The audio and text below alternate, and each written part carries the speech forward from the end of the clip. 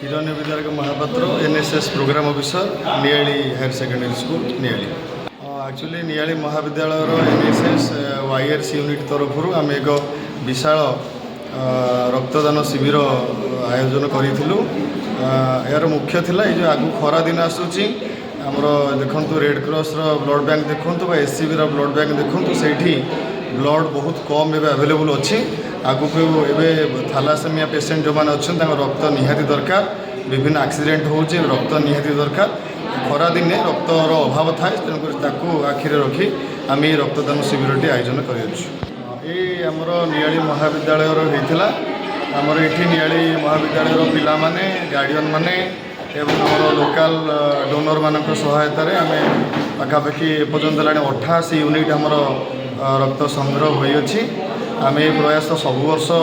कर आसीचु एवं आमर रक्त आमर रेड क्रॉस ब्लड बैंक को आम रक्त देइछु। त्रिलोचन बेहरा पुरातन छात्र नियाली महाविद्यालय आज नियाली महाविद्यालय रे एक स्वच्छाकृत रक्तदान शिविर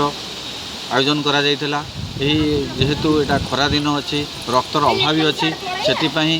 नियाली महाविद्यालय हिरण्य सार तत्वावधान एनएसएस तरफ एक ब्लड बैंक रक्तदान शिविर अनुष्ठित करा जायतिला। एथरे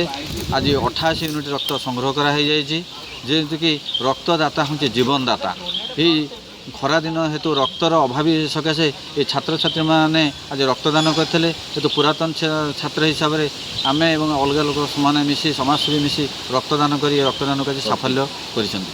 दुईटी blood bank blood donation camp करते हिरण्य सार नहीं दायित्व नहीं नियाली महाविद्यालय और आउ एक षडांश व्यवस्था करते दुईटी आज 88 यूनिट रक्त संग्रह करमर कटक रेड क्रॉस को रक्तटा प्रदान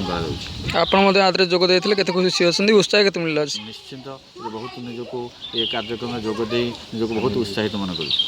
श्रीधर बारी प्रोग्राम ऑफिसर नियाली महाविद्यालय नियाली महाविद्यालय अनुष्ठित होम प्रतिवर्ष रक्तदान शिविर आयोजन करूँ पूर्व वर्ष आम अन्य ब्लड बैंक नहीं थे आम रेड क्रॉस ब्लड बैंक नहीं यहाँ रक्तदान महापुण्य जोटा आम पिला बुझी नियाली महाविद्यालय अनेक अध्यापक अध्यापिका छात्र छात्री और लोकल गार्डियंस मैंने आसिक रक्तदान कर पाखापाखि आम जहाँ आशा करूँ सफल हो बहुत खुशी लगुच एक प्रयास आरंभ कर भल समाप्त कर